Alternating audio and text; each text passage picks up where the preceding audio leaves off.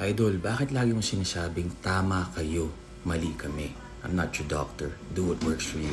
Kaya ako sinasabi yun kasi nagbigay na ako ng advice ko, ng thoughts ko na nag-work para sa akin, na alam ko naman hindi mag-work sa lahat. Pwedeng mag-work para sa'yo, pwedeng hindi. Kaya kung mag-argue kayo sa sinasabi ko, automatic tama na kayo. Wala naman akong makukuha, hindi naman ako magkaka-trophy o magkakapera, makikipag-argue sa'yo. So tama ka na lang. Kaya tama kayo lagi, mali ako. Tapos I'm not your doctor kasi hindi naman talaga ako doktor, di ba? Kung may gusto kayong professional advice, sa professional kayo pumunta sa doctor, sa nutritionist, sa therapist. Ito, libre lang ako nagsishare at hindi ako doktor ninyo at hindi ako doktor. Ano lang to, through my experience, learning, and yung konting pinag-aralan ko at natutunan ko sa buhay na nag-apply, na nag-work sa akin.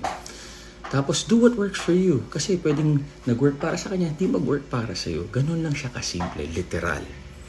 Happy healthy, guys!